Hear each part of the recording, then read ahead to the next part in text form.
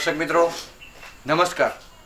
આજે અમરેલીથી કુકાવાવ અને કુકાવાવથી જૂના વાઘણિયા અને ત્યાંથી જેને કહેવાય કે હિંદવાપીર આશ્રમ, જ્યાં દર વર્ષે સમૂહ લગ્ન થાય છે, જ્યાં દર વર્ષે રામાપીરનું આખ્યાન થાય છે, જ્યાં દર વર્ષે પૂનમને ભાદરવાની પૂનમને જેને કહેવાય કે મેળો ભરાય છે.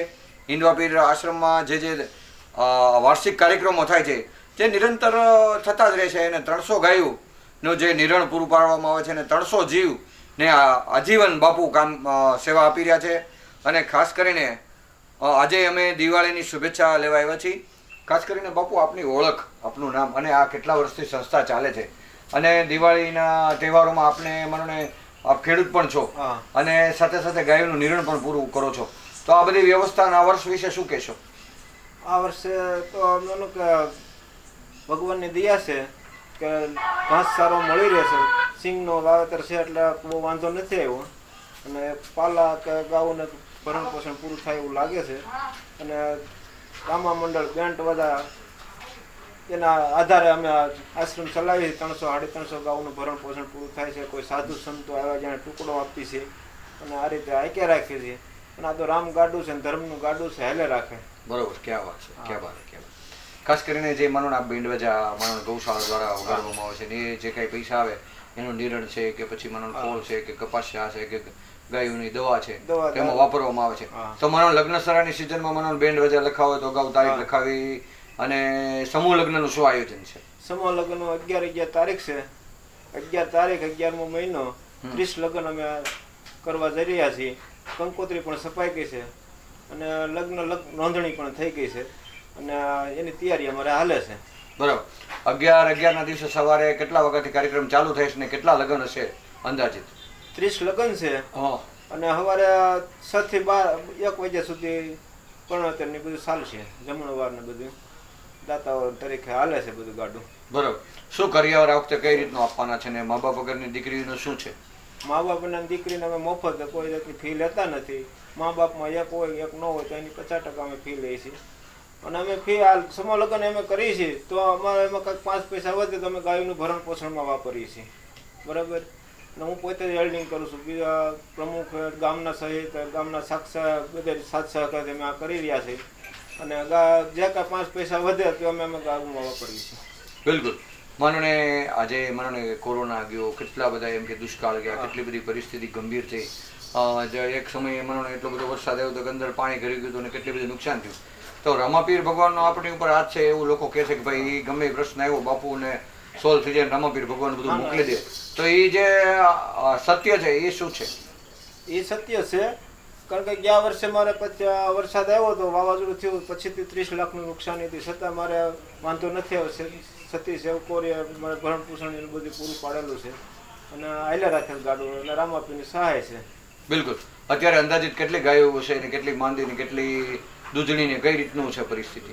અત્યારે મને લગભગ ગૌઢી ને વાસડા, નિરાધાર વાસડા છે, ગાવું છે, વરોળ ગાવું, પાકલ ગાવું અને બીમાર ગાવું, બધી રખડતી બીમારી અમે હાસીએ છીએ. અને એ આજુબાજુમાં ફોન કરે તો અમે નવરા હોય તો અમે લઈ આવીએ છીએ. નકર એને કહી કાંઈ તમે કીધા પંચાયતનો દાખલો લેતા આવે. બરાબર. હાલ માનો ને આપો જે કોઈ એમ કે ભાઈ મારે ખેડૂત ખેતરમાં કે ભાઈ મારે નીણ આપવું છે તો એવું પણ સાંભળ્યું છે કે તમે પોતે એમ કે મહેનત કરીને ભરવા જાઓ છો તો મને કોઈને નિર્ણય આપવું હોય તો શું કઈ રીતે છે? નિર્ણય કોઈને આપ્યું હોય તો મારા નંબર પર મને ફોન કરે છે. બરાબર. 972009 મારો નંબર છે. એટલે મારા માણસો હું પોતે નવરો હું પોતે જ આવું ને મારા માણસો જઈને મારું પોતાનું વાહન લઈને અને ભરીને વી આવે. કેટલા વર્ષથી આ મંદિર તમે સંભાળો છો ને આ મંદિરની કામગીરી કરવાથી આપના મનને કેવો આનંદ થાય છે કે માનો ને જ્યારે દર્શનાર્થે આવવાને રામાપીર ભગવાનમાં આપે ચાલીને પણ એકવાર ગયા હતા રણુજા તો એ મનની અંદર આપ સતત એમ કે રામાપીર ભગવાનનો આપની ઉપર હાથ છે તો આપને શું લાગે છે કે આપ શું કરી રહ્યા છો? મને નાનપણથી મને એમ છે કે મને મનુષ્ય અવતાર મળ્યો છે તો મારે કંઈક કરતું જવું છે. બરાબર. કે સેવા જેટલી થાય એટલી કરવી છે. ત્યાં સુધી શરીર હાલે આપણું ત્યાં સુધી મારે સેવા કરવી છે. પછી ભગવાનનું ભજન થાય. પહેલાં શરીર હાલે ત્યારે તમે સેવા કરી લેવા એટલે સેવા હું કરું છું થાય એટલી અને ભગવાનની કૃપાથી અને થાય એટલું કરી રાખું છું. બિલકુલ આપના આશીર્વાદ અમરેલી જિલ્લાના લોકોને ને બહારના લોકો અને સુરતના લોકોને બધા આવતા હોય જ છે. વિશ્વાસ તો મને નજીકના સમયમાં દિવાળી, નવું વર્ષ, ધનતેરસ, લાભ પાંચમ, હિન્દુ સંસ્કૃતિના તહેવારોને ખૂબ મહત્વ આપવામાં આવે છે. તો કેવા મનથી ને કેવા દિલથી આપ આશીર્વાદ આપશો અને લોકોએ આપને જે સહકાર આપ્યો કે બાપુ કાંઈ પણ જરૂર પડે ને અમે બેઠા છીએ કે મૂંઝાતા નહીં, તો કેવા મનથી ને કેવા દિલથી આભાર માનશો અને સાથે સાથે દિવાળી અને નવા વર્ષની કેવા મનથી આપ શુભેચ્છા પાઠવશો? શુભેચ્છા બધા જીવાત્માને ભગવાન સુખી રાખે એ મારી અપેક્ષા છે કે બધાને ભગવાન સદબુદ્ધિ દેજે, સારી બુદ્ધિ આપજે, ધર્મના માર્ગે હાલે, અધર્મ ન જાય એવી અમારા આશીર્વાદ છે. દર્શક મિત્રો, બાપુએ પોતાના દિલથી, અંતઃકરણથી, મનથી દિવાળી અને નવા વર્ષની શુભેચ્છા પાઠવી છે. ખાસ કરીને જૂના વાગણીયાના લોકો, અમરેલી જિલ્લાની જાહેર જનતા, સગા સંબંધી, રાજકીય વર્તુળ, વેપારી વર્તુળ, મિત્ર સર્કલ, સુરતના લોકો, રામાપીર આખ્યાન ભજવતા કલાકારો, દરેકને નવા વર્ષને દિવાળીની શુભેચ્છા પાઠવી છે. એમ્બલ ટીવી ન્યૂઝ મનોજ ચેલાની. હાલે થાય છે. બરોબર. અને સાથે સાથે આ 17 વર્ષથી આશ્રમ ચાલે છે. લગભગ મારા ખ્યાલથી 10 વીઘાની આસપાસ હશે આ જગ્યા. અને એક બાજુ ગૌશાળા છે, એક બાજુ મંદિર છે, ફરવાનું ખૂબ સ્થળ છે. તો પરિવાર સાથે આવો, માણો, આનંદ કરો. અને ખૂબ મજાનું સ્થળ છે, જેને કહેવાય કે કુકાઓથી 10 કિલોમીટર દૂર છે જૂના વાઘણિયા. અને હજારો લોકો આવે છે. સુરતના લોકો દિવાળી પર આવે તો પહેલાં બાપુની જગ્યામાં આવે, દર્શન કરે પરિવાર સાથે. ગૌશાળા પણ ખૂબ જોવા જેવી છે. અને બાપુ ખુલ્લા મનથી, કોઈ નફો નુકસાન કે હું સી કાંઈ જોવાનું થતું નથી, ખુલ્લા પગે હાલ્યા જતા હોય અને ગાયું દોતા હોય ને એને નિરણ નાખવા જતા હોય અને ખડ વટવાઈ જતા હોય. બાપુ કાંઈ એવું કાંઈ માનતા નહીં કે ભાઈ મારે આવું સિંહાસન જોવાય. બાપુને એકદમ સાદું છે, સીધું જીવન છે. બરાબર, અલખ નિરંજન. દે એનાય ભલા, ન દે એનાય ભલા. અને 30 દીકરીઓ કે 40 દીકરી 50 દીકરીના લગ્ન દર વર્ષે કરે જ છે. આ વખતે 11/11/2022ના રોજ સવારે 6 થી બપોરના 12 સુધી કાર્યક્રમ છે સમૂહ લગ્નનો.